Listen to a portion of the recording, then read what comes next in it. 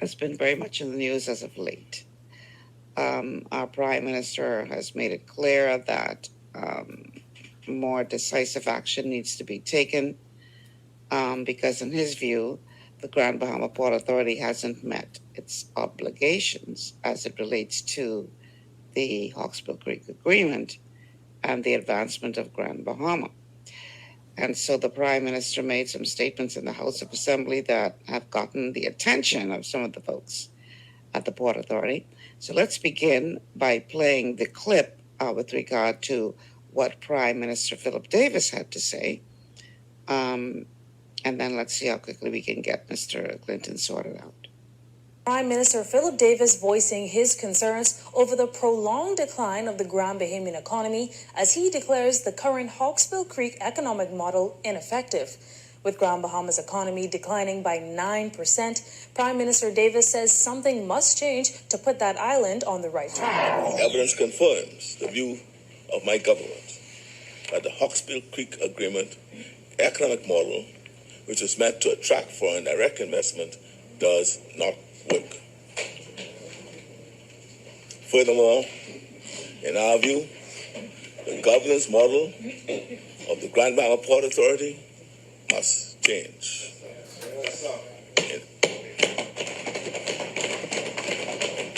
The Hawksbill Creek Agreement, signed on August 4th, 1955, has been instrumental in the development of Freeport. Freeport's existence and significant infrastructural and investment advancements can be attributed to this 99-year agreement between the Grand Bahama Port Authority and the government. The HCA includes obligations, duties, exemptions, and grants the GBPA approximately 230 square miles of land known as the Port Area for development. This agreement was extended several years ago by former Prime Minister Perry Christie. Meantime, Prime Minister Davis stressing that a change is needed now for Grand Bahama to prosper. The government of the Bahamas has serious concerns regarding the Port Authority and its related companies with the terms and conditions of the Hawksbill Creek Act and its subsequent amendments. Previous administrations have made efforts to tackle the situation, but the issue is clearly systemic and fundamental. We believe, Madam Speaker, the time has come for decisive action. In due course, we will make a separate detailed announcement, and it may be during the course of the debate. Okay, we have Mr. Glinton now. There we go. Mr. Glinton, can you hear us? I can hear you well. Praise the Lord, from whom all blessings flow. We got you now. How are you today, sir? I am fine. Thank you. You're good. Okay. Welcome to GPS. No, you just turned off your camera now. Okay, leave it alone. Don't touch anything. We got you on camera. We got your sound. Touch me. You're all set. Okay, so don't touch anything else. Let's just have this conversation. Welcome to GPS. Can you hear me? I can hear you well. Okay, wonderful. All right, so Grand Bahama Port Authority, Hawksbill Creek Agreement, been getting a lot of attention as of late. Prime Minister Davis saying in the House of Assembly just recently that more decisive action needs to be taken because in his view, the Grand Bahama Authority has not met its obligations. But I thought that today we would need to go to a deeper level of conversation to truly understand what has been happening or what is happening and what is not happening with the Grand Bahama Port Authority and the Hawksbill Creek Agreement. And I always say that in order to know where you're going, it helps if you know where you came from. And I know that you are well-versed on where we came from as it relates to this whole Hawksbill Creek Agreement, how it started, what was the intent, etc. So let's start there, because I think people need to have that foundation before we can continue with the conversation about the way forward. I think people need to understand what exists now and how it came to be. So give us a bit of a brief history lesson for the youngins out there who may not understand the dynamics between the Grand Bahama Port Authority, the government, and the Hawksbill Creek Agreement. The young ones and the old ones. Ain't that a shame? Quite a shame. But let's begin at the beginning, because it is helpful. Yeah.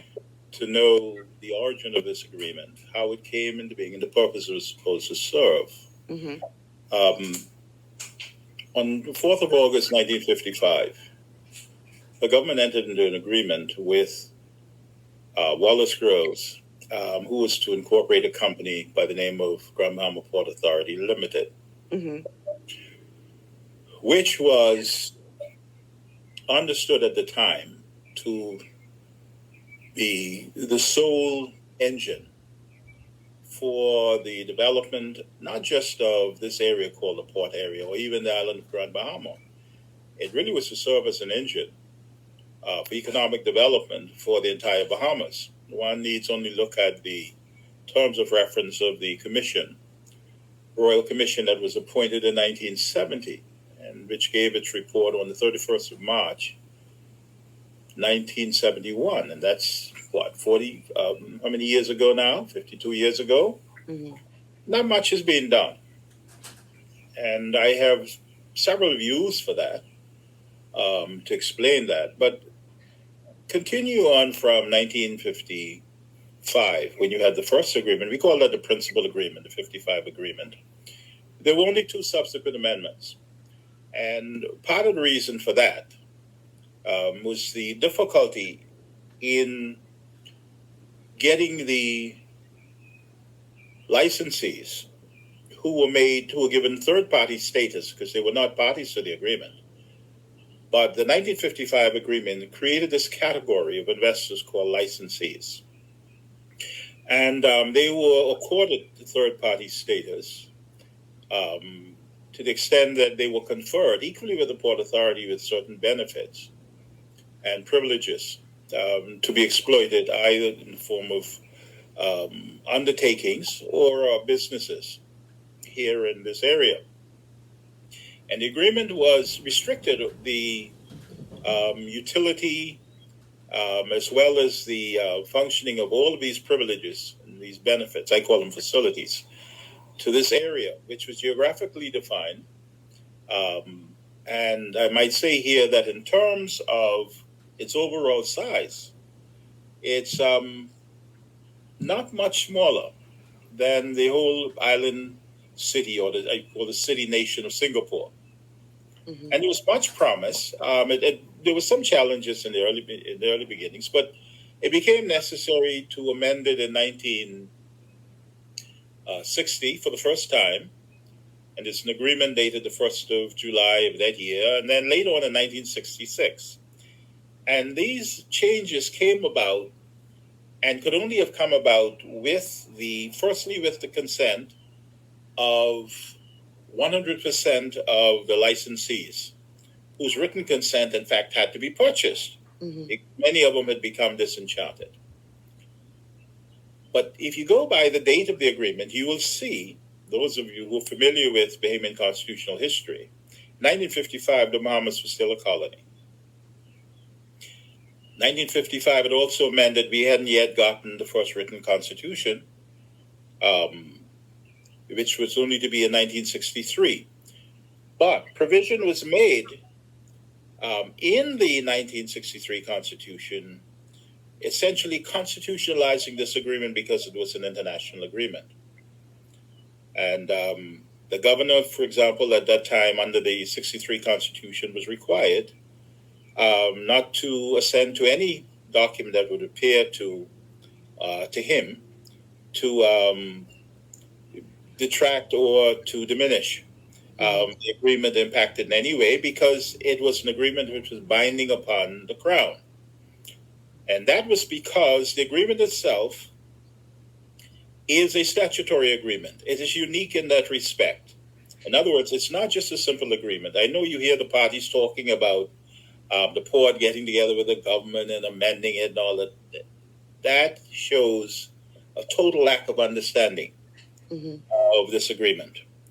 This agreement is a statutory agreement which, if there are to be amendments, it must first have, now, as a result of the Second Amendment in 1966, actually the First Amendment in 1960, 4/5 of the persons who are current licensees agreeing to it. And then there's supposed to be passed another enabling act. Now, I think where we are now in the course of things, the 1969 Constitution having overtaken that, and of course the 73 Constitution, the 50th year of which we're about to celebrate in a few weeks. I would submit that, in fact, to bring about any change here in Freeport regarding the Hawksbill Creek Agreement would require a referendum of sorts. It may require two of them. Firstly, the rights which licensees have and were accorded under the original agreement are not rights which, in fact, can be disregarded casually. In fact, it was observed that, in fact, in many ways, the licensees hold the key to everything. You can't move without them. You can't amend it. The agreement itself does provide for a review between the parties, called for either by the Port Authority or the government. The licensees can't call for it, but whatever changes that are agreed between the Port Authority and the government to make, it would require the written consent of at least 80% of the licensees to do. Now, here are some of the things about this agreement. You hear much talk about it and much jousting and stuff. I suspect there's something else going on here. And that it's not that the government or those persons in Nassau who speak about it glowingly and knowingly, when in fact it's obvious they have not a clue about what this agreement is about. This agreement essentially created a trust of certain rights, obligations that were associated and in fact ascribed to the Port Authority for the development of this area called the Port Area. In fact, the Port Area essentially was a scheme of development that was for the most part successful. Except though, the government was never vigilant enough in the only role that was left to it, which was, that is, apart from being the government, so it would be responsible obviously for national security matters. But in terms of what was created, pretty much the government had to ensure that the agreement was doing what in fact it was supposed to be doing. But the government also had some things to do which it never did. In the entire life of this agreement, having regard to the fact that the government has always been essentially an understanding partner in this arrangement. I say that because of a side letter which was entered into between Wallace Groves and the government on the same day as the agreement came into force, which was the 4th of August, 1955, whereby the government obtained a first option of refusal at the sale of any of the Groves' interest in this company. And by the way, the agreement itself provided that there could be, on the part of the Port Authority, no allotment of shares, more than 5% of those shares. Okay. Except as between Mr. Grove and his wife, Mrs. Groves. So that the Port Authority was never free to just dispose of its shares to anyone it sees fit. Now, that is not the end of it. In fact, it goes deeper than that. Because among the things which the government had to, and at the time, the colonial government had to take into account, was that inasmuch as what was being given to the Port Authority with regard to, entrusted to the Port Authority, I like to use that word, entrusted to the Port Authority, with respect to the administration of this area, administration and development, certain things had to go with it. It therefore created monopolies. It created monopolies of utilities. And under the expression utilities, you have electricity, you have water and sewage and garbage. Mm-hmm. And of course, you would have telephony. These were things which are inherently and essentially governmental. These are not owned. So this illusion about, and in fact, the port acted on it with the government compliance as if they did not understand what they were doing. They went ahead and allowed, firstly in 1992, one of the first dastardly acts of the Ingram administration was to allow a company to come in here called Southern Electric, Mm-hmm. supposedly to acquire what was then Freeport Power, which was a nonsense. Freeport Power was a company that was only formed in 1963, and before that, it was nothing more than the electrical division of the Port Authority. But it was incorporated by that name, Freeport Power Company, and was really seen to be an emanation of the Grand-Bahama Port Authority itself. Like there's so many other companies. It would have been a water company, water and sewage company. There was an airport company. I mean, for example, the other day, the government made quite a lot out of the fact that they were able to purchase back the airport for $1, an airport that they already owned and they didn't seem to know. But you can't, get them, some of them, to understand how the law of trust works. When, in fact, the government decided to entrust these responsibilities personally to the Port Authority, and I say personally because that's the way the agreement reads, the Port Authority knew and ought to have known what it meant because it was given that privilege, we call it a franchise, until 2054. But it didn't mean that the Port Authority could not, within that time, essentially just say, well, that is, the principals in the Port Authority could not say, well, we want to bring this to an end and we would just as soon move out if you will grant permission for, let's say, the grows Mm-hmm.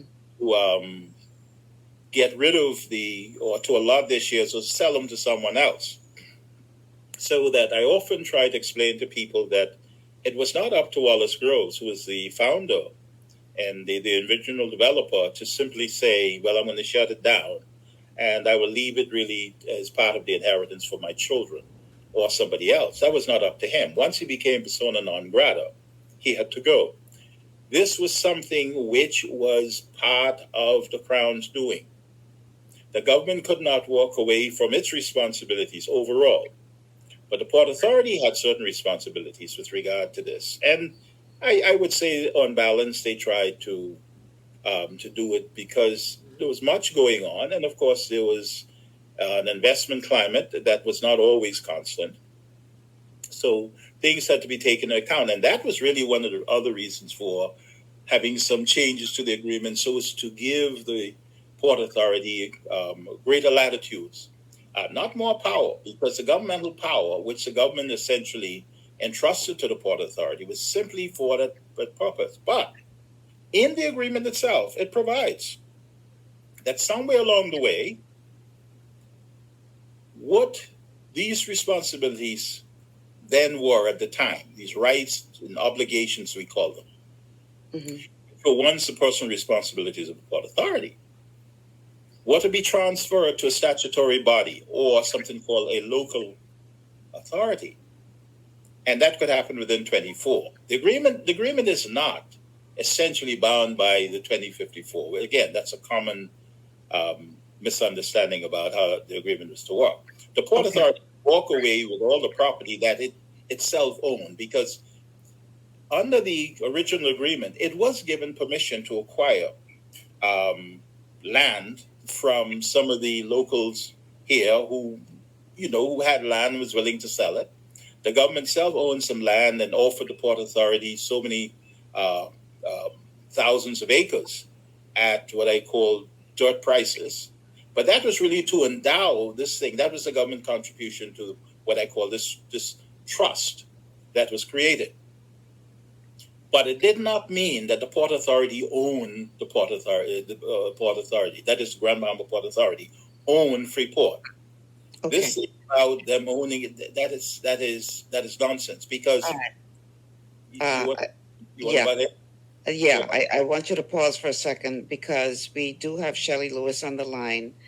We're trying to multitask here. Sure. As you may be aware, the Vice President of the United States, Kamala Harris, is in town, and Shelley is just walking out of a press conference that was held there on Paradise Island.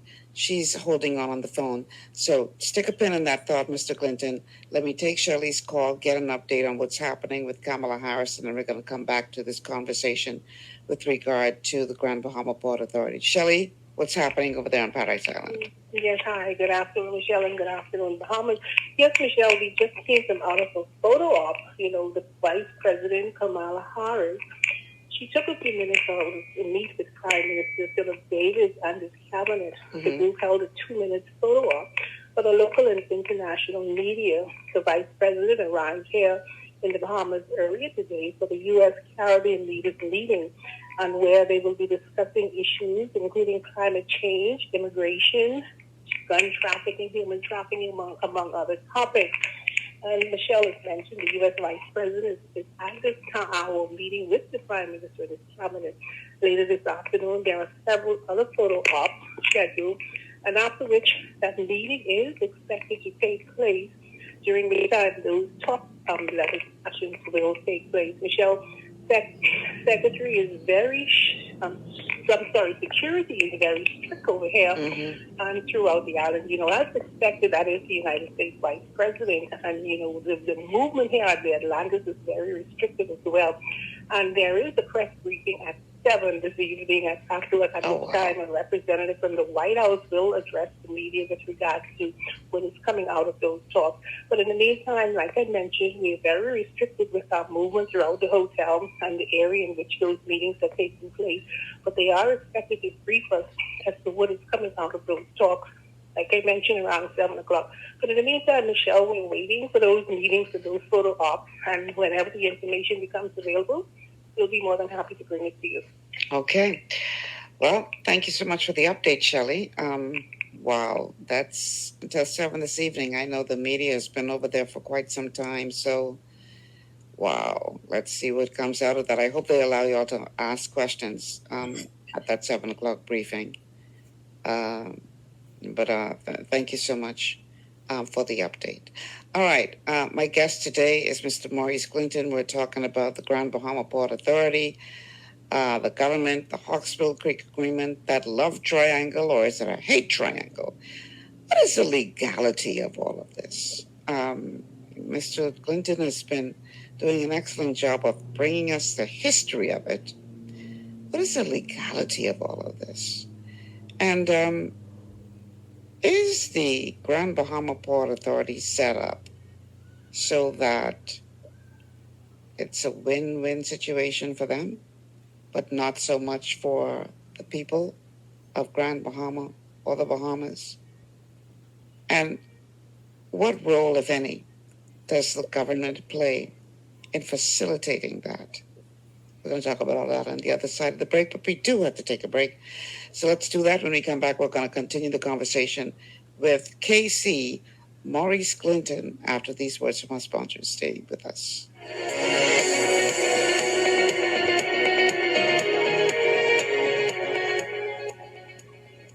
Global Paradigm Shift will return after this. Understanding your microbiome, also known as your gut ecosystem, can change everything you thought you knew about nutrition, digestion, immunity, and metabolism. Keeping your gut ecosystem healthy and balanced is essential. Ultimate Microbiome by Longevity was specifically formulated to optimize this ecosystem. It provides the advanced support your gut needs through prebiotic, probiotic, and postbiotic supplementation. Our unique blend of probiotics includes Lactobacillus and Plantarum, healthy bacteria that can help prevent harmful bacteria from taking over your gut. Increasing your gut's population of beneficial bacteria creates a more balanced gut microbiome, which has been shown to aid in weight loss, skin health, sleep, mood, and may even help with seasonal allergies. Ultimate Microbiome also promotes the production of postbiotics. Postbiotics are key to help regulate your gastrointestinal health. To enhance digestion, Digizyme Multi-Enzyme Complex, a blend of 5 specific enzymes, has been added to Ultimate Microbiome. It can help break down food so your body can better absorb nutrients. Plus, we've added our proprietary I-26 Hyperimmune Egg Powder to aid in the elimination of disease-causing gut bacteria and help your body balance its immune response. Ultimate Microbiome, the scientific, proprietary, and holistic approach to gut health that helps optimize your body's entire gut ecosystem. To learn more, contact your longevity associate. Welcome to Sunshine Auto, the hardest place on the planet for rims, paints, and tires. We are your auto superstore for rims, Lexani, Azaras, Trueform, Western, Lux, Fuel, Tracklight, Tough, Rough Racing, Velocity, Mud, All-Terrain, and low-profile tires, cars, homes, and commercial window tinting. At Sunshine Auto, we put God first and customer is king. Blessed love. To stay healthy, it's crucial to make sure you get the nutrition you need every day. But it's difficult to get all your recommended vitamins and minerals from food alone. Even in the United States, 94% of people are deficient in at least one nutrient. Beyond Tangy Tangerine 2.0 by Longevity is a simple, convenient, and affordable way to help your body get the essential nutrients it needs. It's an advanced plant-driven multivitamin mineral complex that contains certified organic whole foods, trace minerals, and antioxidants. BTT 2.0 supports your body's natural defense system with a proprietary blend of energy-boosting and body-loving nutrients, plus prebiotics, probiotics, amino acids, and enzymes that support digestion.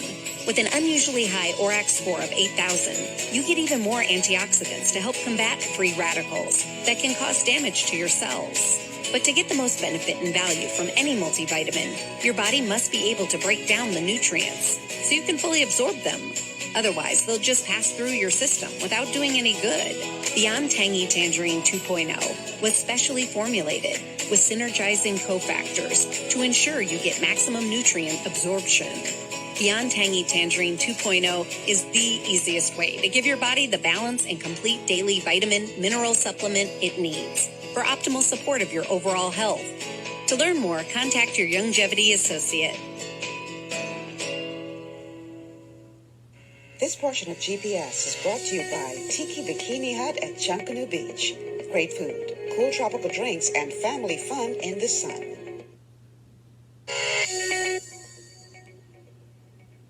Welcome back to GPS, Global Paradigm Shift on Global 99.5 FM. Michelle Malcolm here in your company. And we're talking today with Maurice O. Glinton, KC, with regard to the Hawksbill Creek Agreement, the Grand Bahama Port Authority, the government, and that love or hate triangle, depending on who you ask. So, how do you get to be a part of this conversation? Well, that's simple. The telephone numbers to call in are 3260271, 3260271, 3260272, 3260272. And no WhatsApp line today because that line is being used by Shelley Lewis for the Kamala Harris visit. We're streaming live on Facebook on the official Michelle Malcolm and Global 99.5 FM pages. If you haven't already done so, like and share the show. You can also check us out on YouTube on the official Michelle Malcolm and Global 99.5 FM YouTube channels. And we are streaming also on Cable Bahamas, channel 974. Check us out on radio on 99.5 FM here in New Providence. Also, you can check us out on the Global 99.5 FM app. And, of course, welcome to all of our listeners all the way in Grand Bahama. You are being especially welcome today because today's show is all about Grand Bahama, the Port Authority, and the Hawksbill Creek Agreement, and why once would seem to be the perfect mix by way of relationship and results, has turned into what seems to be the perfect storm or nightmare. What was once a thriving, you know, not facility, but, Freeport was once, I remember back in the day when Freeport was thriving. And now it's a mere shadow of its former self. And everybody's pointing the finger back and forth to say whose fault that is. The government is saying the Grand Bahama Port Authority is not doing enough. The Port Authority is responding and saying, well, our hands are tied behind our backs. And meanwhile, the people of Grand Bahama are suffering with all of this back and forth. So I think Mr. Maurice Glinton is, perhaps one of the best persons who can speak to us from a historical perspective and from a legal perspective as to what is really happening as relates to the responsibilities of all parties concerned and what really needs to happen to turn this thing around. Before we jump back in with you, Mr. Clinton, I want to play a clip. This is from way back in the day, which will sort of paint a picture as to the position that the Grand Bahama Port Authority has held over the years, and why I said prior to the break that they were operating in a win-win position. And I want to hear from you as to whether or not you think that this was all intentionally ignored from the powers that be over the past several administrations. Let's listen to this clip. Edward was probably one of the most talented politicians this country's ever seen. Far better equipped and far superior to a lot of the people assembled here today. With no disrespect, Prime Minister. I remember when an election was called and I was in London and I phoned him and I said, so they've called an election? He said, yes. I said, who's going to win? And he said, we are. And I said, what do you mean? He said, relax, old cock. I've got both sides covered.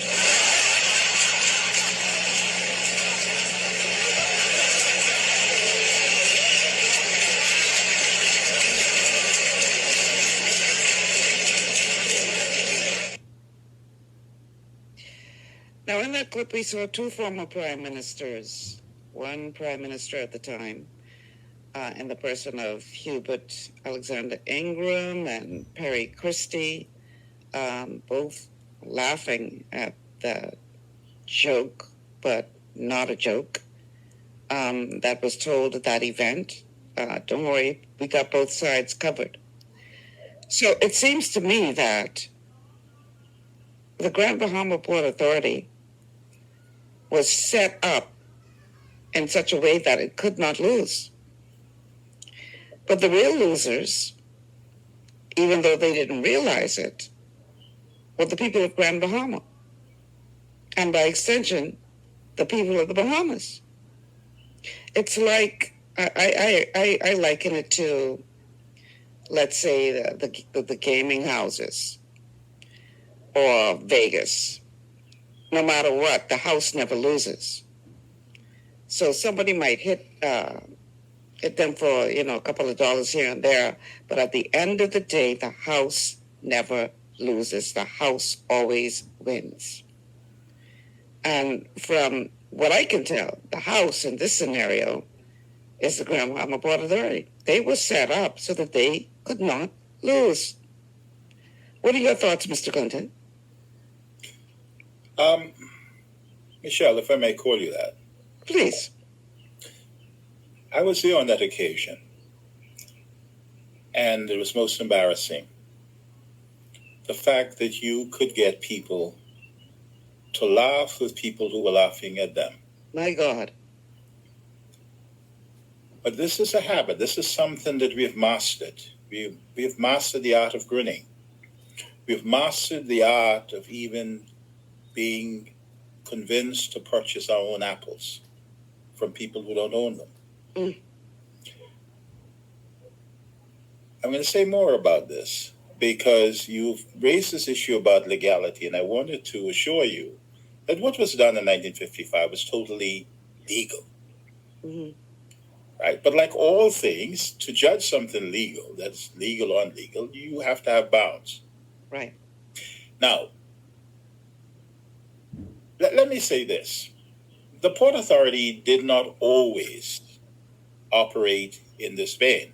In the old days, when people like Sir Stafford Sands, who in fact was the person who would have put this together, this whole scheme of development together, bear in mind who Sir Stafford was and who he was dealing with. Wallace Group, they would have been inclined to be mutually respectful of each other. I have to say some things which are not entirely complimentary of ourselves. Mr. Groves understood that at the end of the day, he was dealing with the crown, not Prime Minister this or Prime Minister that, and not people given to giggling all the time, who could essentially be distracted, even away from safeguarding that which is precious to them. Let me read something to you so you will understand how it is back in 1970, under the terms of reference which was given to them. A distinguished royal commission that was appointed by the Governor General at the behest of then Prime Minister Pindling well understood what this meant, this entire agreement, and this will put everything in place, and then I will elaborate on this point about legality. But let me first say this. You were to go to the Port Authority building and you ask them for a copy of the conveyance between the then Bahamas government, or the government of the colony of the Bahamas, and the Grand Mama Port Authority with regard to this area called the port area. They couldn't give you one because there's no conveyance. What was in fact executed was nothing more than agreement. And under that agreement, the government decided, and I'm going to use this as an example because these are some issues which are presently before the court and they will be determined either here initially and maybe finally somewhere else. It created monopolies of certain things because this must go with what we call governmental performance of the obligations which the Port Authority was vested with under the agreement of 1955. And some have gotten this so-called right, for example, to construct and operate utilities, namely electricity and water, to mean that somehow it was a gift from the central government to the Port Authority so that they had fee simple ownership of that. They owned the airport that they could sell to someone else and just make off with the assets. Well, one of the reasons why the port, in fact, is struggling is that the assets of the trust have been bled. When I came here 40 years ago, it was clear to me that some things were happening in a way that if, in fact, this business was something regulated, let's say, on the New York Stock Exchange, some people would have been in jail. Wow. It's as simple as that. There was going on at that time a process of involuntary, and when I say involuntary, not court-authorized liquidation of the Port Authority and its assets. It was being bled. You had assets being hived off, that is, assets which belong to the trust. This trust, it belonged to the government. It was being personalized and put into companies that were owned by the principals in the Port Authority. It's clear breaches of trust. But the government didn't seem to understand this. They didn't seem to, you will find the signatures of some important people in government who had to prove whether there was, for example, central bank approval or some approval by some minister, where they were giving the okay to some of these atrocities. And so we find ourselves at a point where sooner or later, the cupboard started to become bare. And it was noticed, first of all, by those persons, in fact, who were raiding it. And you'll recall back in 2005, 2006, there was a great dispute which ended up being litigation that preoccupied the Supreme Court for quite a bit of time. And this litigation was between the families of the Haywoods and the St. George's estate, because St. George had died. Right. The St. George's had managed to have a receivership placed over the Grand Bahama Port Authority, ousting the Haywood clan. And for 2 years, that entity was being bled. And what was the fight? The fight was over, supposedly, the ownership, and whether 50% was owned by the Haywoods and 50% was owned by the St. George's or whomever.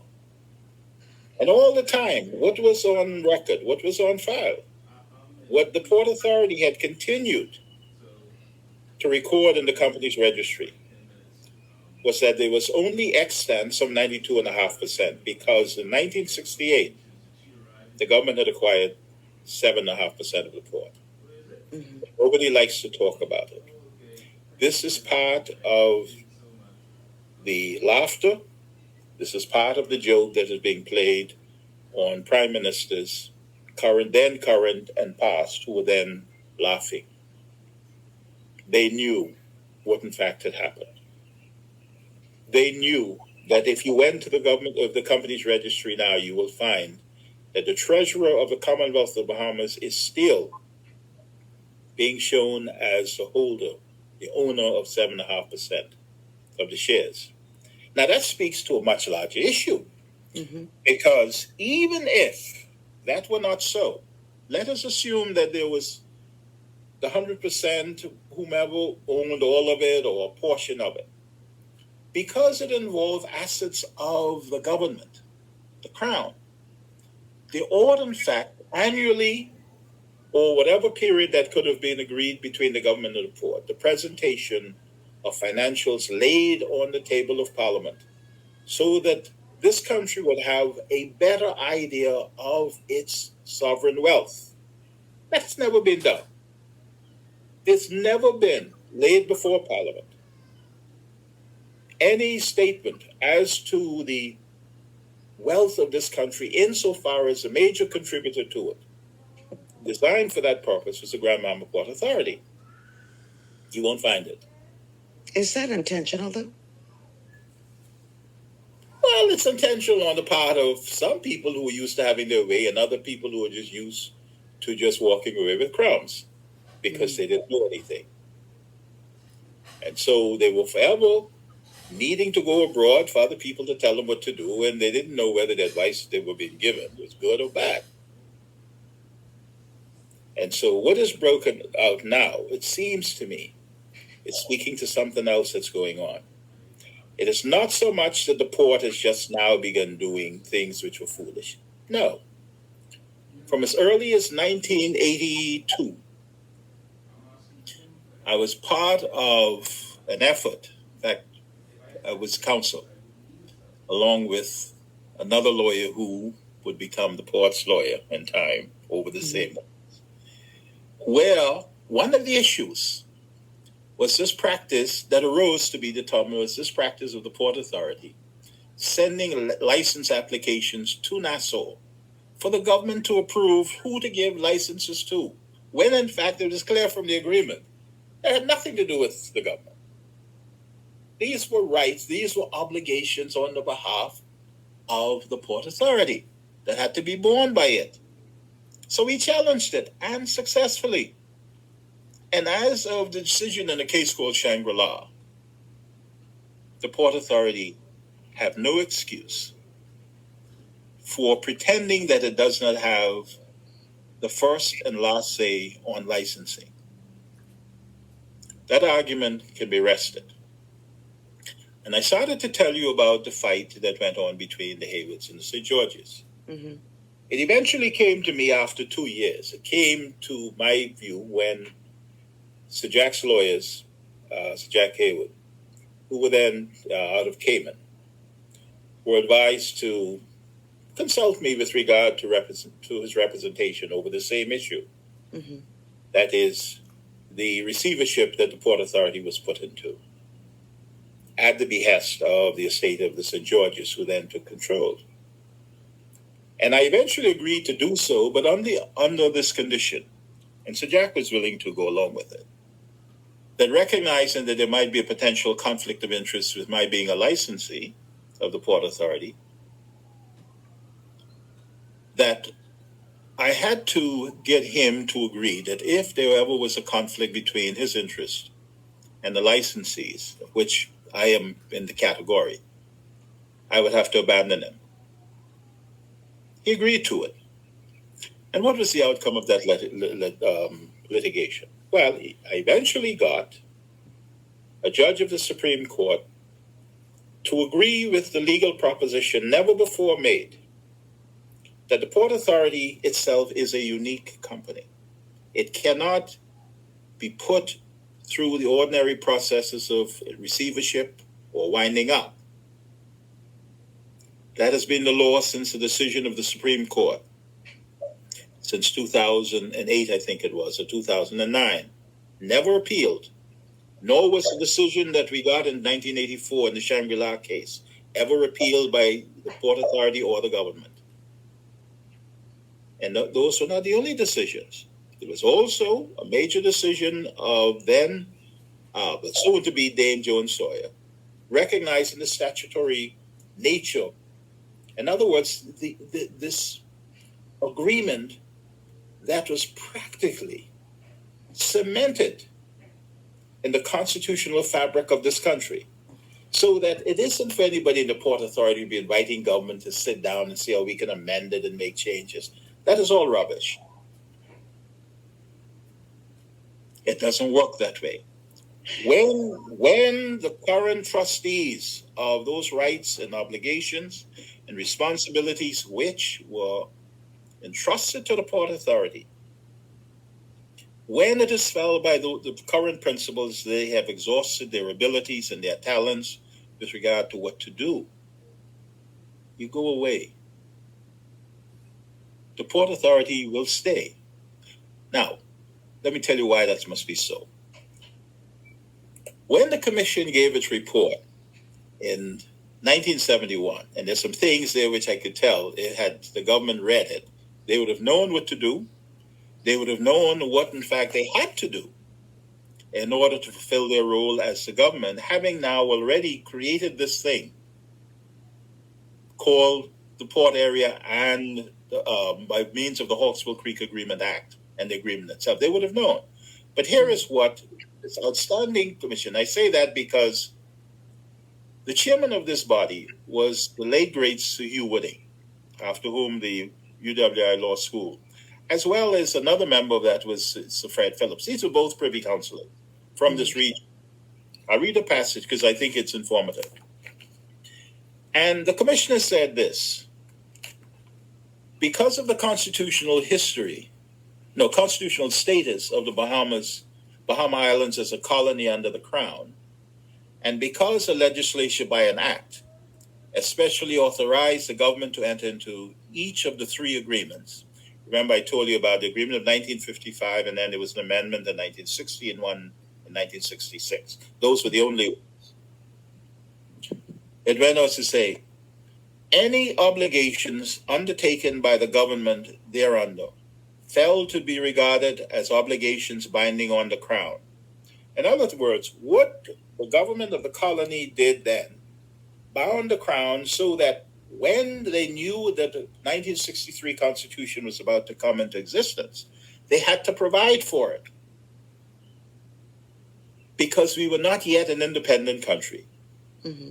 We were moving towards internal self-government, but we did not have responsibility for things like security, foreign exchange, none of those things. But we were in a process of moving from one stage of colonization into, some would say independence and some would say self-imposed colonization or recolonization, but that's another argument for another day. And then the commissioners went on to say this: but we have been informed by our counsel that subject to such restrictions and or conditions as may be imposed by the Constitution. They were now talking about the 1969 Constitution by the time the commissioners were given their remit. Mm-hmm. As the 63 Constitution had given way to the 1969. It says, any such obligations can in law be abrogated or varied by subsequent legislation. In that regard, if any such legislation appeared to him acting in his discretion to involve a breach of faith, the governor, before assenting to it, was required by the pre-1969 Constitution, that is the 1963 Constitution, to reserve it for the signification of Her Majesty's pleasure. In other words, that was the limitation placed on Wallace Groves, on the Port Authority, so that by no stretch of the imagination could it then be argued or subsequently maintained that this area known as the Port area became a territory owned by the families of the St. Georges and the Haywoods. Not at all. They were the equivalent of what I call corporate trustees for a price, operating a profit-making company.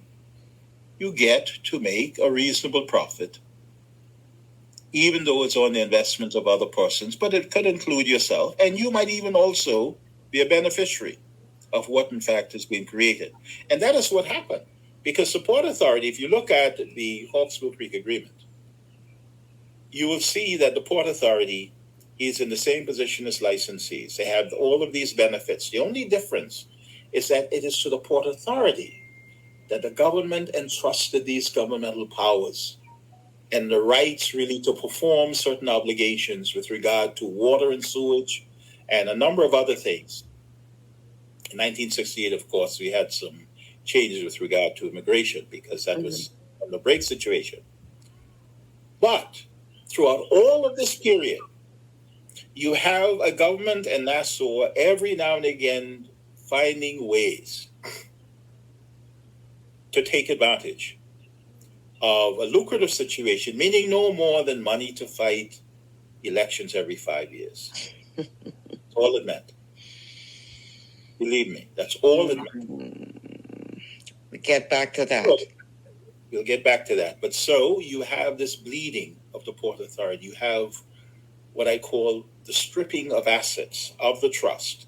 Like, for example, suddenly persons within the Port Authority owning the power company, so that now, and I've seen the most recent annual statements of the Amera Corporation, they're claiming that they own Grand Bahama Power Company.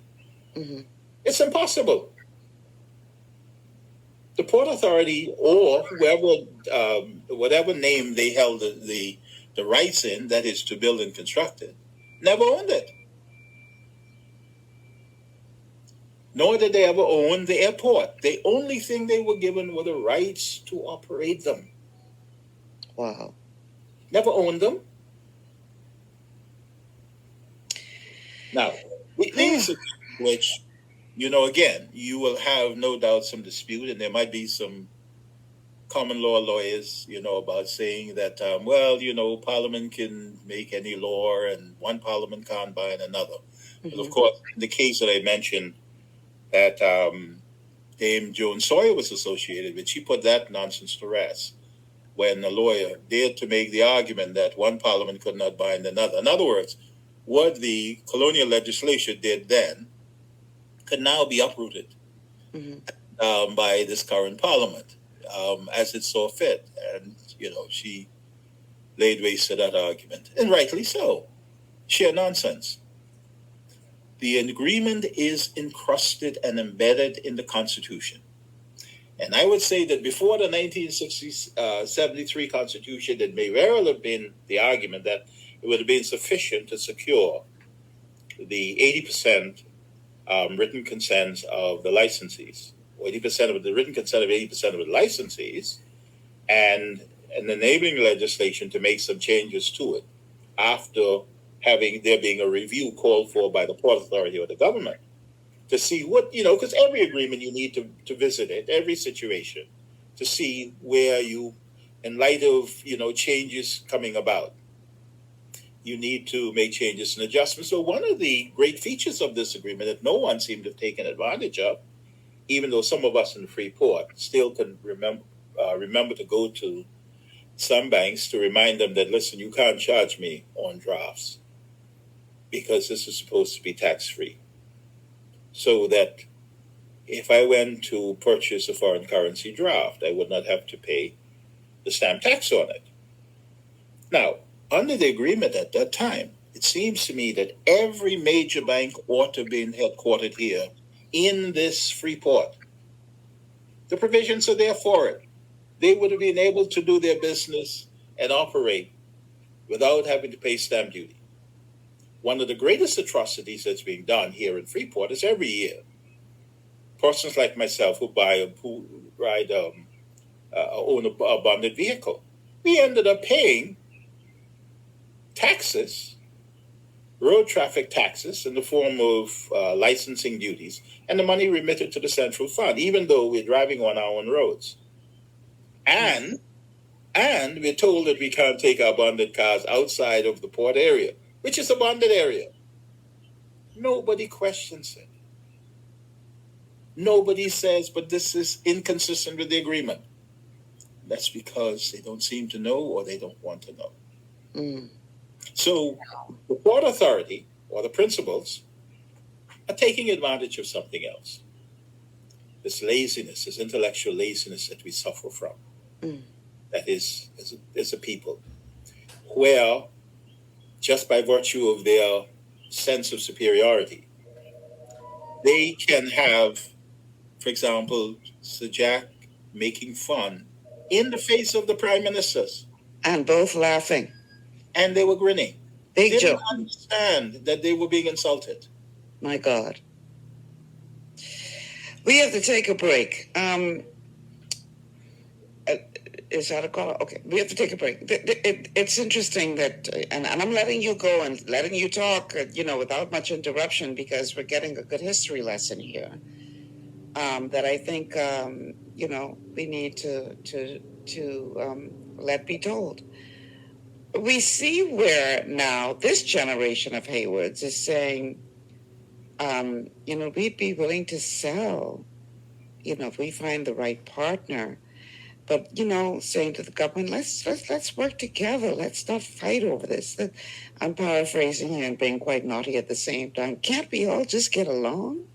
So we're going to take a break. And on the other side of the break, we're going to look at what this generation of Haywards is saying. And I want to get Mr. Glinton's learned opinion as to how much... trying to be very diplomatic in what I say, how much weight we should put into that position. So stay with us. We're going to be back after this commercial break with more with Mr. Maurice O. Glinton Casey on the Hawksbill Creek Agreement, the Grand Bahama Port Authority, the government of the Bahamas, and this love-hate triangle that seems to be keeping the people of Grand Bahama in this vice grip. What do we do to break free? We'll be back after these words from our sponsors.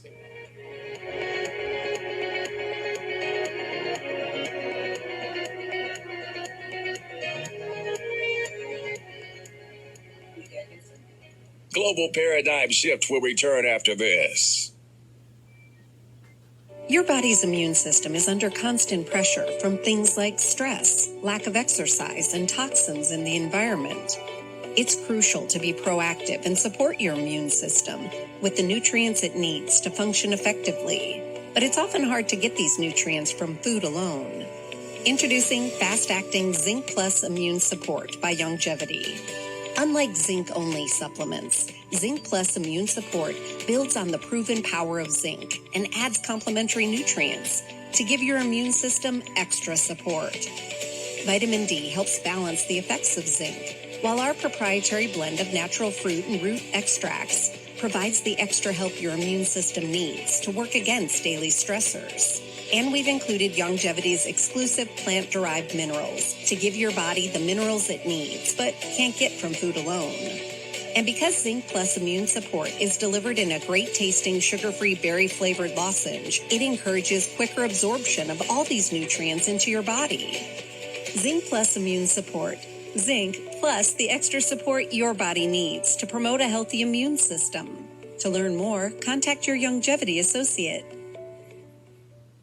Welcome to Sunshine Auto, the hardest place on the planet for rims, paints, and tires. We are your auto superstore for rims, Lexani, Azaras, Trueform, Western, Lux, Fuel, Track Life, Tough, Rough Racing, Velocity, Mud, All-Terrain, and low-profile tires. Cars, homes, and commercial window tinting. At Sunshine Auto, we put God first and customer is king. Blasted loud. It's gotten harder and harder to get your daily requirement of vital nutrients from food alone. Without additional vitamin and nutrient support, your health and well-being can suffer drastically. That's why Z Radical was specifically formulated. It combines a blend of antioxidant-rich vitamins, minerals, and botanicals with the protective powers of fucoidan to help fill the gaps from lack of nutrients in your foods. The core of Z Radical is fucoidan, a naturally occurring polysaccharide that helps stimulate immune reaction, protecting you against inflammation and oxidative stress. We harvest this powerful mineral-rich nutrient from brown seaweed, harvested only from the world's most pristine ocean waters to ensure the purest quality. It's then extracted using cold process technology to ensure maximum levels of bioavailability. Then we add essential vitamins that help to protect your cardiovascular and nervous systems and are crucial for optimal immune and neurological function. Z Radical also includes a proprietary blend of delicious antioxidant-rich fruits and berries. This great-tasting combination helps your body combat free radical imbalances that can contribute to a variety of degenerative conditions like arthritis and heart disease. Z Radical. Experience the power of fucoidan with antioxidant-rich berries, 8 essential vitamins, and more to provide you with potent health benefits. To learn more, contact your Longevity associate.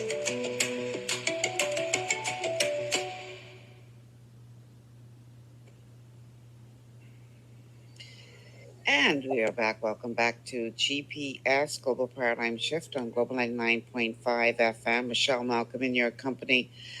My guest today is Casey Maurice Glinton. We're talking about Grand Bahama, the Grand Bahama Port Authority, the government of the Bahamas, the Hawksbill Creek Agreement, and this triangle that seems to be, everybody pointing fingers as to who is responsible for what and who ain't doing what. And meanwhile, the economy of Grand Bahama seems to be going to hell in a handbasket. The people suffering, and everybody's wondering what in the world is going on. If you'd like to be a part of the conversation, you can call in at 3260271, 3260271, 3260272, 3260272.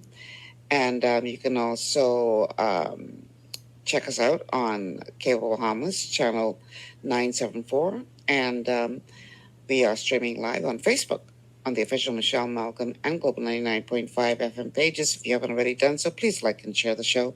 Let everybody know that they can get a good history lesson and more by watching this show today. You can also check us out on the Global 99.5 FM app. And you can also listen by radio, 99.5 FM here in New Providence. And a huge welcome to our Grand Bahama audience. As I would have said, our guest today is Casey Maurice Glinton. Been after this man for a couple of weeks, and I'm just so honored that he was able to finally join us. Nothing happens before its time because the timing is perfect. With all of this attention now that the Grand Bahama Port Authority is receiving after the comments of Prime Minister Davis in the House of Assembly saying the GBPA has not met its obligations and more decisive action needs to be taken in order to move Grand Bahama forward. Well, the grandson of the original Hayward, who was a part of this agreement, is now saying that, yes, I agree, more decisive action needs to be taken, but in many ways our hands are tied. And, instead of fighting, let's work together to make this thing more effective. Let's go ahead and listen to this clip with regard to what Mr. Hayward had to say. Rupert Hayward, grandson of former Grand Bahama Port Authority co-chair Jack Hayward, calls for immediate action on the Hawksbill Creek Agreement to revive Grand Bahama's economy. His remarks come after Prime Minister Philip Davis declared that the agreement is ineffective and announced forthcoming decisive action. We've been saying to the Prime Minister and previous governments that the Hawksbill Creek Agreement needs to be certainly updated and certainly needs to have its embedded benefits maintained within that agreement, which has been diluted, over time. And for Freeport to succeed, we desperately need to have a modern, current 21st century Hawksbill Creek Agreement, which allows the port area of Freeport, Grand Bahama, to compete with the rest of the world. Decisive action, yes. Let's update the Hawksbill Agreement. Let's make it current. Let's make it relevant for the 21st century. Let's make it so that we can compete against the other free trade zones around the world, compete with Panama, compete with Dubai, compete with Singapore, and compete with Enterprise City in Cayman as well. But let's also spend our time mending the relationship between the Port Authority and the government. Hayward also spoke to a plan developed by stakeholders in the Port Authority, which was presented to the government, regarding the way forward. So I think we have identified some world-class partners who have all the requisite skill sets and reputation and experience in taking the island forward. And, I'm convinced, I think any objective person would be convinced that they really are exceptional and understand sustainable development, understand, large-scale urban revitalization, have a track record of doing that, have lots of experience in the region and in Africa and in the US. And I think, part of the solution for Freeport is creating a shareholder base, which government should be involved in, and the people of the Bahamas should be involved in. That said, he says the Hayward family is willing to sell a portion of its stake to do just that. The GBPA, the Freeport is much bigger than two families, much bigger than the Haywards and the St. Georges. And, we need to put plans in place and create, shareholder bases that are in the best interest of the people of Grand Bahama. And the Haywards, think that's in the interests of the wider stakeholders, and we'll be prepared to do that. But it has to be with the right partners. The Hawksbill Creek Agreement, signed in 1955, established one of the world's two free trade zones at the time and played a significant role in attracting foreign direct investment to Grand Bahama. Fast forward to now, and things have changed. However, Prime Minister Philip Davis last week raised concerns about the Grand Bahama Port Authority and its related companies not complying with the terms and conditions of the Hawksbill Creek Agreement. We have to also be cognizant that the Port Authority has been operating with one hand tied behind its back. We have certain enshrined rights within the Hawksbill Creek Agreement, which have been eroded over time. And, if you look at the core functions of the Port Authority, one is to give out business licenses. Well, business licenses now for foreign investors, for foreign direct investment, which we know is critical to the growth of Grand Bahama, are really controlled in Nassau. Every business license is annotated by the Bahamas Investment Authority in Nassau. All exchange control, which every foreign direct investor needs, is again controlled first by the BIA and then by the Central Bank of the Bahamas. He also spoke to the Port Authority's ability to maintain the city. And this is well documented. The Port Authority has asked the government to update the bylaws that exist, and they were, I think, last updated in the 1960s. Now, that's a long time ago. If the documents that allow us to knock down buildings are not current, have not been updated so that we can actually deal with the blights and the hazards in the port area in an expeditious way, we can't do that ourselves.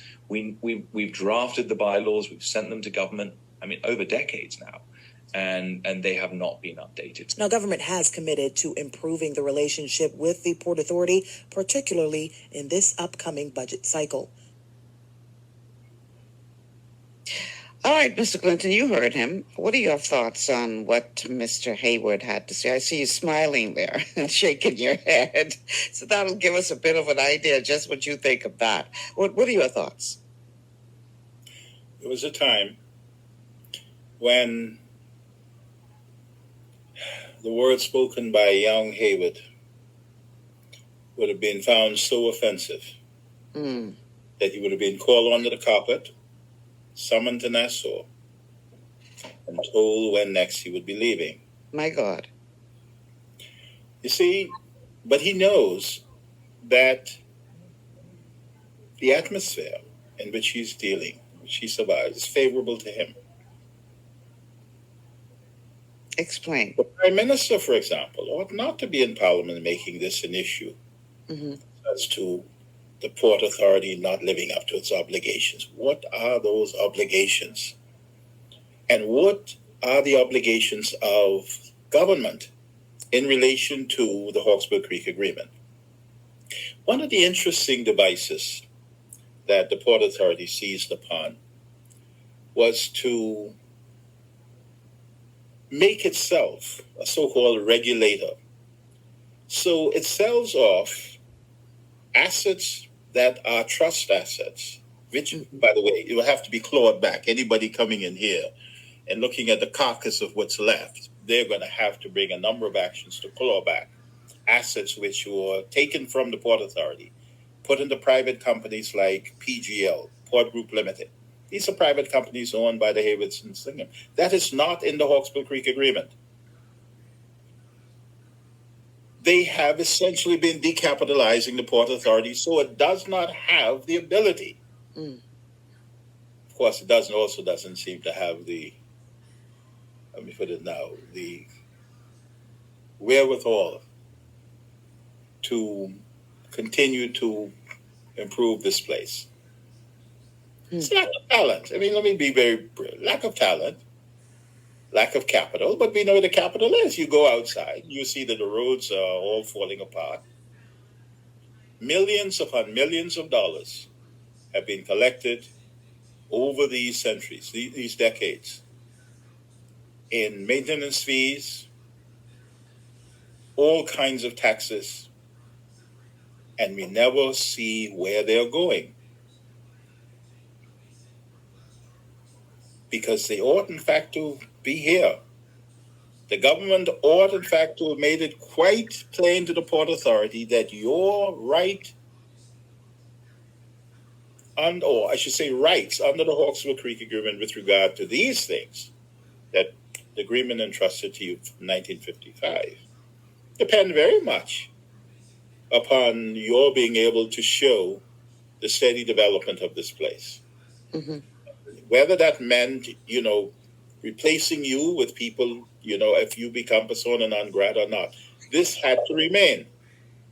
So here you have now this jostling going on and this great pretense, when in fact the government, I suspect, has probably been in discussions with somebody else and has convinced them that if in fact sufficient pressure can be brought to bear, and meanwhile the Haywards are thinking that, well, this is also an excellent opportunity for me to get my last bit of blood out of these people before we leave. My God. We're going to admit that we are willing to sell.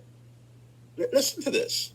It is really the government that decided to enter an agreement with the Port Authority. Now they're saying that, well, we're willing to sell to some people who we approve and who regard as good partners. Mind you, that has never been the test.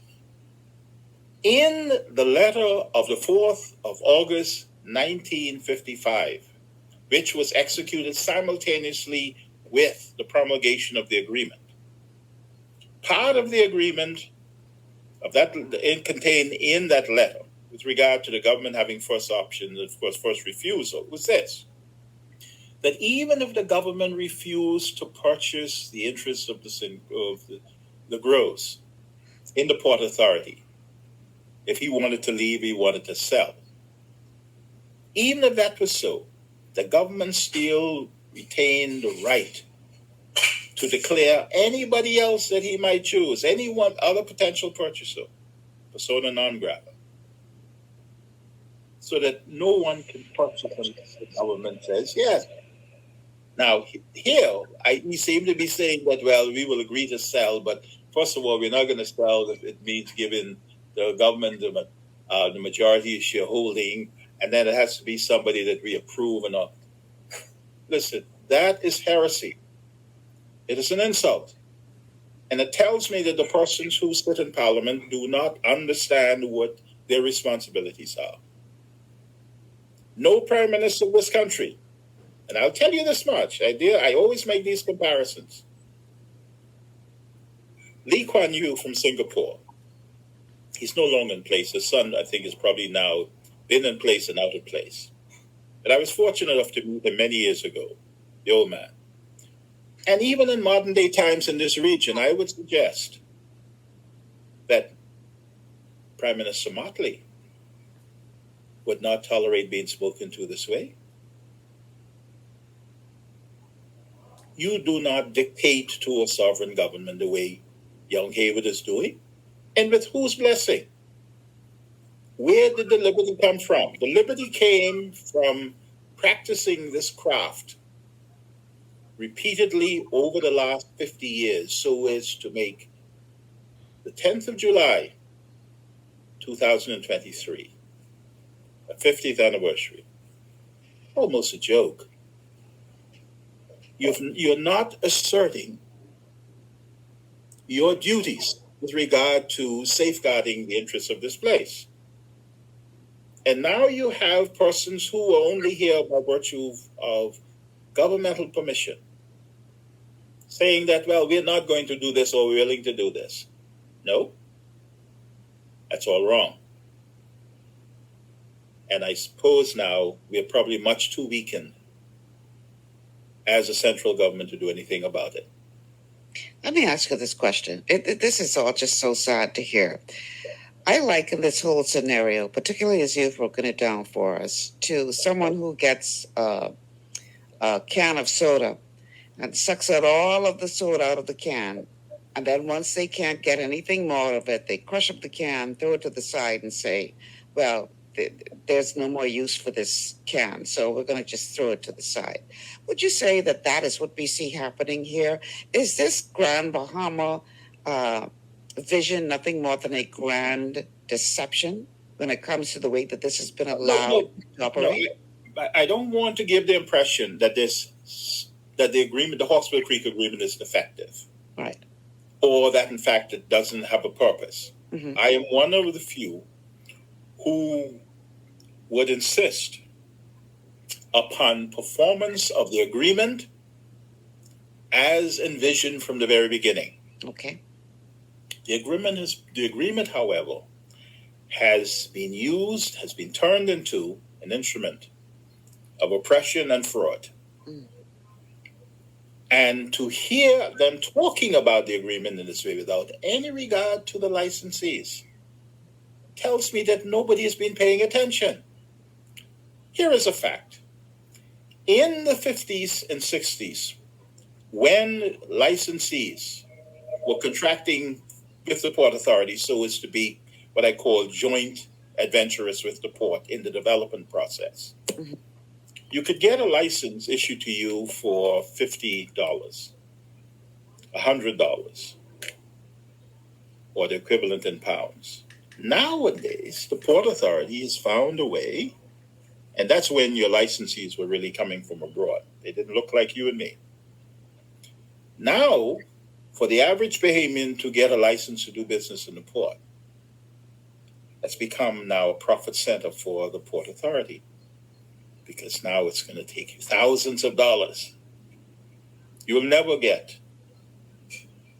find it worthwhile to pay for a license and to operate a business profitably. Mm. We have a call on the line. Caller, welcome to GPS. Good day and God bless. Good afternoon, Michelle. How are you doing today? Great. How are you? I'm blessed. Thank God for life. Good afternoon to the Bahamas and good afternoon to Mr. Glinton. How are you doing, sir? Fine, thank you. Indeed. I have a number of questions I should like to ask you for clarity about the Hawksbill Creek Agreement, because those of us in Nassau, well, let me speak for myself. Me being in Nassau, I only have a vague appreciation for what that Hawksbill Creek Agreement is, means to Grand Bahama and to the entire country by extension. My first question to you, sir, is what is the basic purpose, not the legal purpose, not the basic purpose of and for the Hawksbill Creek Agreement? That's question number one. JD, what time did you tune in? Michelle, my phone was literally dead. I just got it fixed 5 minutes ago. Okay, because he's get pretty much covered that. My apologies. I just tuned in to the station about 15 minutes ago. He went into great detail. Detail. What's your next question? I suggest you listen to the show a little later on. Okay, let me ask the questions and I'll hang up and listen. Okay. Where did you just said so that you don't want to give the impression that the agreement is defective.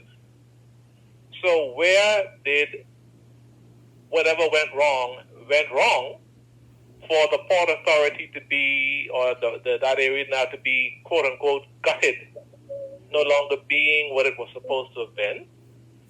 Where has the government of the Bahamas gone wrong in not properly policing the Hawksbill Creek Agreement? And what now can we meaningfully and substantively do, not Band-Aid, but meaningfully and substantively do as a country to revive that or to get rid of it? Yeah. I'll hang up, sir, and listen. Michelle, thanks. All right, thanks for calling. It seems as if Mr. Glinton's camera is freezing a bit. I think he may be having some issues with somewhere along the way, it would have occurred to principals of the Port Authority. Can you hear me? Mm-hmm, we can hear you now. Can you hear me? We can hear you, yes.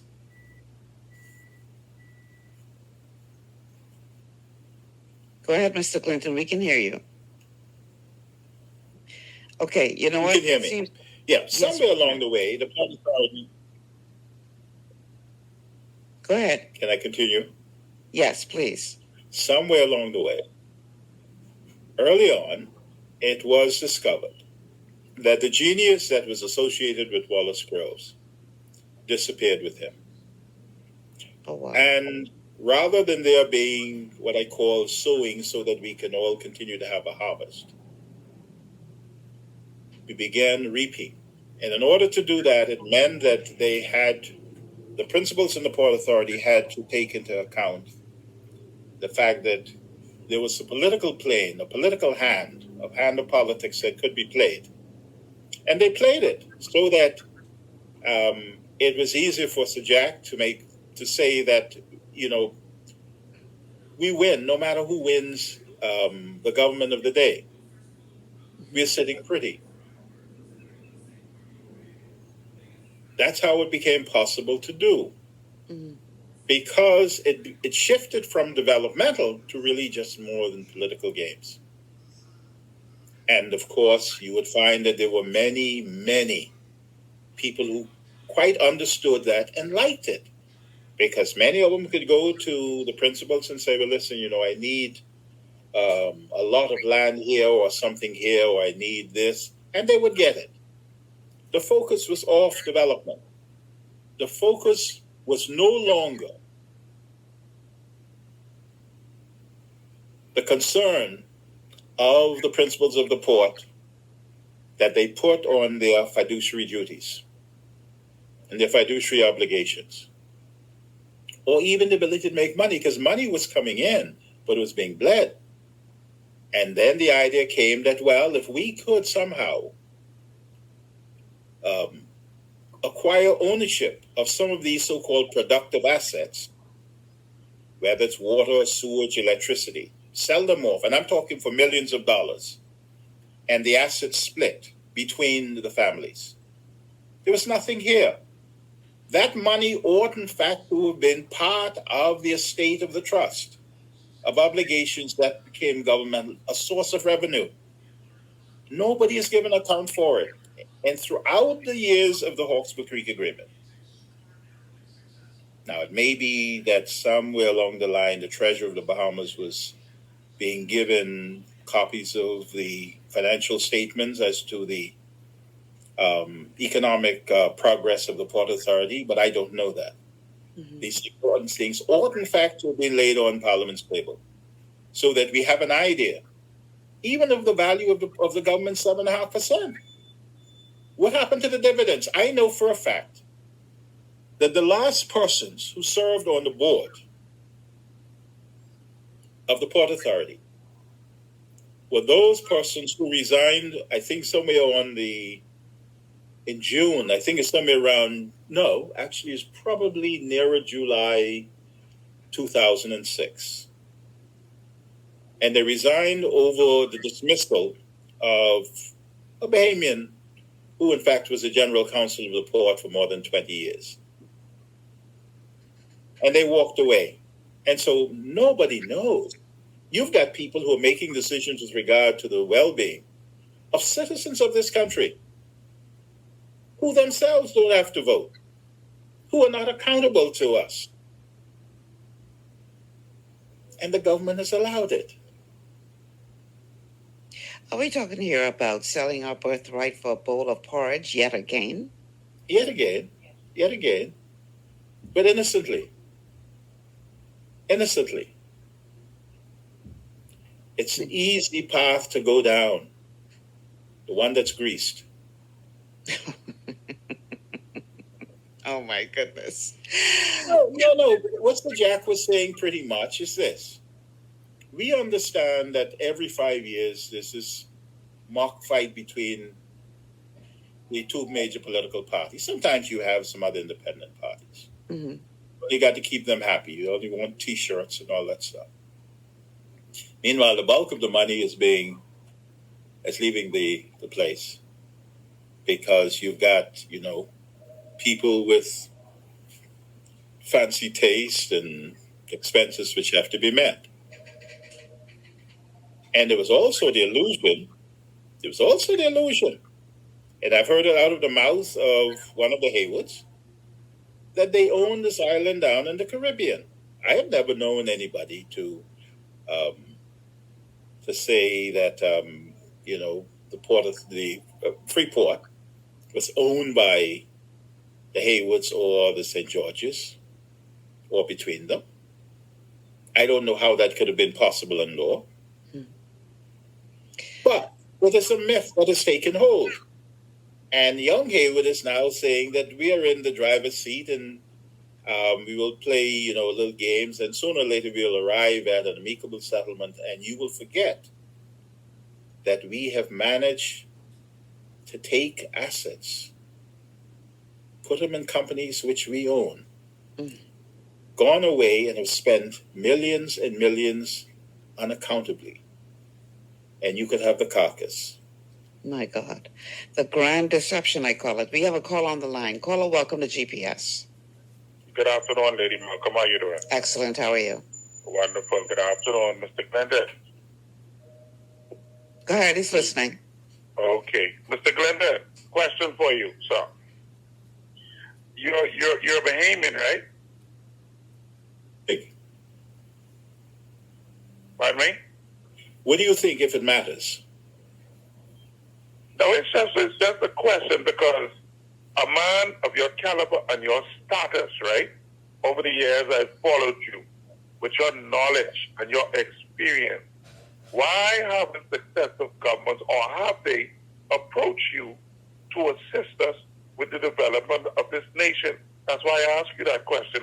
If you're no, you're saddling me with a burden. I am not the only person that has found that that there's no use for us. There have been people like that over the years who, and that is nothing that I'm concerned over.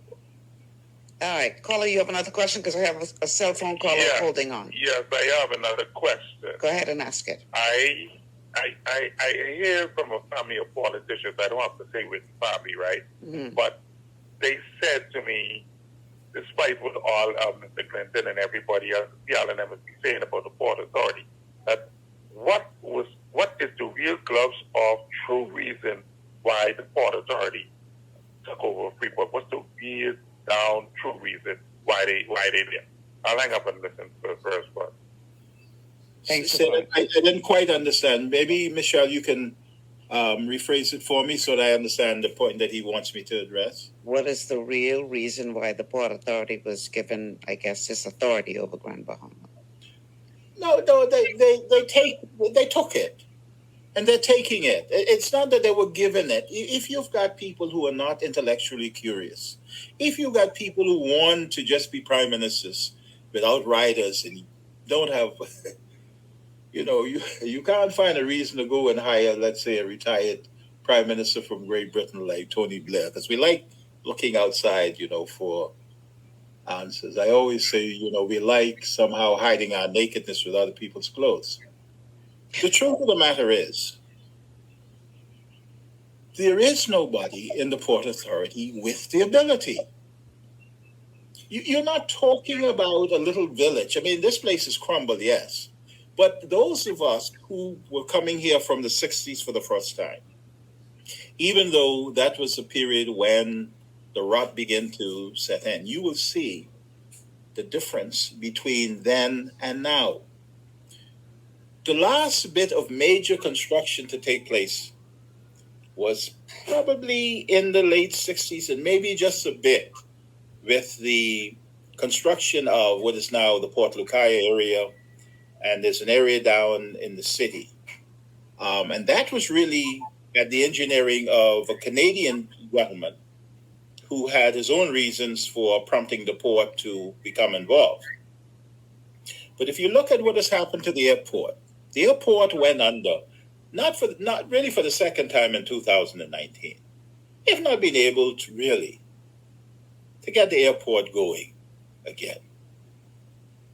How do you expect? I mean, I can remember when I came here for the first time in the 60s, that it was possible for me to come from Nassau, come to visit my friends in Grand Bahama. And when it was time for me to go to school up in New England, up in Maine, I could catch what was then, it's called Northeast Airlines, and go all the way up from here. You had Braniff. You had, and these were wide bodies. Mm-hmm. All aircraft at an airport, not as developed as this. And then one day you wake up and you see where a government was induced to buying or pretending that they were buying a hotel up here that nobody else wanted.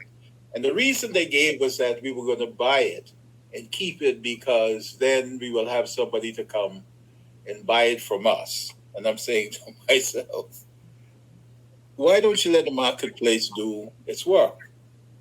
The government supposedly bought the Alukaya Hotel and they had no right to do so. But nobody is going to go to the Minister of Finance and say to him, you pay this money back because you had no authority to take it out of the consolidated fund. Who's going to sue him? When you go and you engage in this exercise of pretending that you are now buying an airport that you already own, and you could not, in fact, have alienated to begin with. These are aspects of the sovereignty of a country, independent or colony, that it is not within the gift of any administration of the day to simply give a bill of sale to somebody for having bought it from them. And as I indicated before, there can be no changes to this Hawksbill Creek Agreement, lawfully, that is. Without a referendum. Without, first of all, the agreement of at least 80% of the licensees. Smoke and mirrors. We have a cell phone caller that's been holding for quite a while. Caller, welcome to the show. Yes. Good afternoon to you. Good afternoon to your guest. Good afternoon. Yeah. I called in from Freeport. Okay. I want to say that all my life I was here. And I never really understand why the port was here, but I understand what they was doing. Mm-hmm. So I could appreciate the gentleman and what he's saying, because I really learning about it. And I really heard, because even, like I say, after the hurricane and stuff like that, when I went to them, if you know how I get treated and how... Okay, caller, I don't know what you just did, but all of a sudden we can't hear you. Sorry about that. Can you hear me now? Yes. Oh, sorry about that. No, I said after the hurricane, I went through a lot with them. It's just too long to get into details, but most of the stuff what he's saying is true. My only thing is, like, people like him who have a lot of knowledge about what's going on, it's less we around Behemoths really don't know. We only know what we're being taught, like misinformation, like, okay, the port owned this. Because all my life I was taught that 8 Mile Rock is 8 Mile Rock. You can't drive your only car down that area. You got to park it here. You know what I mean? It takes this long for somebody to really say the truth. So I think people like him need to expose basically what's going on so we can move on, because it's really bad. You have, and Freeport is only 2 lines. If he's from Freeport, he knows exactly what I mean, and it's either you doing all right or you ain't. And I on that ain't part. So I listen and to sit back, it make me really feel bad to know that, okay, even when I hear the grandson speaking, it kind of should hurt me, because he's not black. He's not from here. They know what they're doing, and he's still trying to get away with it. They still trying to rob you. What it is you can take from me if I don't have nothing. I lost my home, lost my family and everything. He knows the condition of Freeport, right? And I just saying, people like him would have this nice knowledge, and people like me who've been around forever, believe in a lie. They need to expose, even if it's on the side of the government. And if they need to go, then go. Or if we need to be represented by somebody different, then let that happen. Okay. Because we cannot just keep talking and talking. We're just talking to, it's been 100 years they've been here. But caller, I'm going to let him respond because we're running out of time. But and when you're talking about if we have to be represented by somebody else, you have the power to decide who you want to be represented by. Yeah, I know, but I saying I can leave when I just saying it was a lie that was told from us, even to my mother and my father them believe what I believe, because I got that from him, from them. Right. I'm saying he's so knowledgeable of what's going on. I know might be a few of them, right? But I think they need to come out to just expose exactly. To me, he exposed. This is the first time I hear this. Like, that has blown my mind what he's saying. You know, and I believe people like him who have power, knowledge, and understanding of exactly what this Hawksbill Creek agreement is, or whatever the case may be. If it ain't benefiting his people, I think you know what I mean, and he need to come out of the shot, because I don't know him. Right. He might be popular in certain bubble, but I feel this gentleman need to come out and be a Freeport poor people defender. Okay. That's my feelings towards it. I'll just sit back and let him talk. Yeah, let's let him respond, because we're running out of time. Mr. Glinton, how do you respond to that caller? Very, very simply. I don't want him to continue to beat himself, because he's not the fault. The truth of the matter is, it should be not the responsibility of the average citizen to be knowledgeable about the Port Authority and the detail that I have become, because I wasn't born with the knowledge. It took me to pursue my interest based on what I was seeing, but I have obviously the tools to do so. And from the very beginning, I made a choice that I would be one of the few lawyers who would not be retained by the Port Authority. I would imagine that every lawyer, particularly some of those who will be representing the same man here, would have one time been retained by the Port Authority. You have to make choices. And I can't be responsible for being anything more than a citizen, which I am.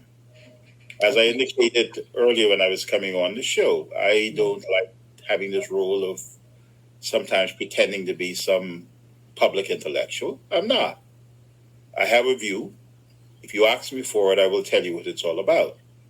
But in doing so, you also create enemies, because this show is not being watched simply by locals or listening to. There are others here who are quite aware of who I am, because I've often had to do battle against them And so far, it's successful. But to what end? At the end of the day, you're being sabotaged by other people who know that when the bell rings, they must show up. And get there. Sad commentary about where we are as a country. I want to read a comment and then we have to take a quick break. This comment is coming in from C. Allen Johnson. It says the Bahamas. I am also not someone who says the Bahamas government, past and present, including Grand Bahama Port Authority, lacks leadership with the ability to comprehend the relevance of the Hawksbill Creek Agreement in a 21st century global economic environment. And he continues, and then we have to take a break. We need to have an honest conversation on the Hawksbill Creek Agreement, past, present, and future, in proper context of what it was, what it is represented to be, and what it will become. Thanks, Mr. Maurice, Glinton, KC, for an honest perspective. We have to take a break. On the other side of the break, we only have a few minutes left. Let's talk about the way forward, particularly as it relates to the business community in Grand Bahama. Stay with us. We'll be back after these words from our sponsors.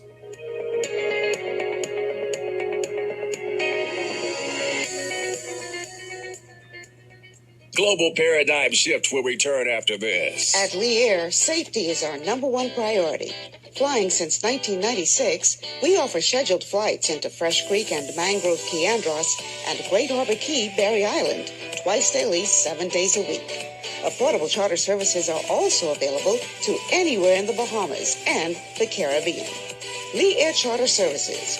Call 225-3267, 702-7127, or 322-1317 for reservations. Understanding your microbiome, also known as your gut ecosystem, can change everything you thought you knew about nutrition, digestion, immunity, and metabolism. Keeping your gut ecosystem healthy and balanced is essential. Ultimate Microbiome by Longevity was specifically formulated to optimize this ecosystem. It provides the advanced support your gut needs through prebiotic, probiotic, and postbiotic supplementation. Our unique blend of probiotics includes Lactobacillus and Plantarum, healthy bacteria that can help prevent harmful bacteria from taking over your gut. Increasing your gut's population of beneficial bacteria creates a more balanced gut microbiome, which has been shown to aid in weight loss, skin health, sleep, mood, and may even help with seasonal allergies. Ultimate Microbiome also promotes the production of postbiotics. Postbiotics are key to help regulate your gastrointestinal health. To enhance digestion, Digizyme Multi-Enzyme Complex, a blend of 5 specific enzymes, has been added to Ultimate Microbiome. It can help break down food so your body can better absorb nutrients. Plus, we've added our proprietary I-26 Hyperimmune Egg Powder to aid in the elimination of disease-causing gut bacteria and help your body balance its immune response. Ultimate Microbiome, the scientific, proprietary, and holistic approach to gut health that helps optimize your body's entire gut ecosystem. To learn more, contact your Longevity associate. For all your building needs, it's Carib Construction and Project Management on Gladstone Road. We build it all. Schools, homes, hotels, and more, including structures requiring a Phase 3 electrical contractor. We also provide project management services. The first step towards your dream building begins at Carib Construction and Project Management. Call us at 376-1556 or 341-4466. One of the things I love about the mailboat is their relationship with Bahamas Air. I can earn travel points on my international freight and redeem them when I fly. For me, online shopping is easy, with Mailboat's U.S. addresses and regular freight delivery to Nassau. Plus, I can always prepay customs and freight, and they always notify me when my package arrives. Yeah, a lot of people think the Mailboat is just for shipping, but they also offer a safe and secure storage facility at affordable rates, all in a central, convenient location. We also offer passenger service into Freeport multiple times per week with a seating capacity of over 450 persons. With family movies on large screens, one hot meal included, and on-board lounge for snacks and soft drinks. We're the Mailboat. We're bridging people, products, and places.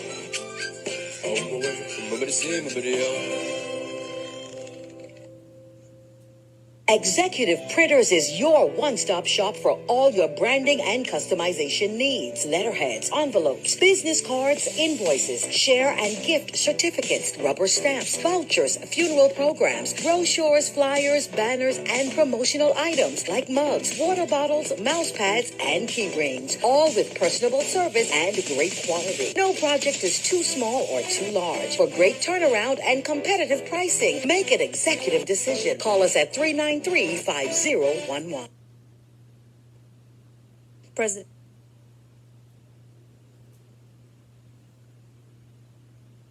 President of the Grand Bahama Chamber of Commerce, James Carey, weighing in, saying that it's been long overdue for the government to take a look at the Hawksbill Creek Agreement. In recent times, I have been advocating that the Hawksbill Creek Agreement be revisited and reconfirmed or tweaked as necessary, because at the time the Hawksbill Creek Agreement was put into effect, the world has changed dramatically since that time. And the question remains, is everything therein relevant? And as for the GBPA, I do believe that there's more that can be done. I have been asking for, and I really would love to see more openness, more transparency coming out of the Port Authority. I would very much like to see engagement, and I think it's important for government to engage with the Port Authority and the community, for my purposes, the business community, but the community at large. Okay, so that was the president of the Grand Bahama Chamber of Commerce. We only have 2 minutes left on the show, Mr. Glinton. So your final thoughts, particularly as it relates to the way forward, because as we all know, every economy, the engine of which is the small business, and small businesses in Grand Bahama are truly hurting right now. What are your thoughts on the way forward? Yeah, that's going to be so for some time. But here's what I say. Mm-hmm. The agreement from the very beginning envisioned a constant review, periodically, I should say. That is, either at the request of the port or at the request of government, with a view to making sure that the purpose, the original purpose for which the agreement was to serve, does not itself be outdid. But we cannot also disregard the fact that you have here a continuation of a process that I think now has fallen into a rut. And there's nothing, as I said, there's nothing wrong with the agreement, but someone must operate this agreement. Someone must operate the ship of state, and it must be the captain who understands navigation. You know, I don't want to be much more blunt than that, but you can't have people who, by virtue of just having a surname, Hayward or St. George, assume that somehow they have this natural talent and ability, other than to spend money. They have to create money and to create a livelihood. Not that the people in the Bahamas ought to be the concern of the principals of the Port Authority. They should, in fact, be trying to increase themselves. That is, but not at the expense of the people. The government has a responsibility for making sure that this stays in place. You're not going to do it by having people in Parliament who have never even read the Hawksbill Creek Agreement. My word. It's a 2-volume set that can be gotten of the Commission and the recommendations made 52 years ago. Obviously, the government has never pursued them. And they have no intention of doing so now. But in time, you will see something else come about and you'll say, now I know what this little skirmish was all about. That's what I believe.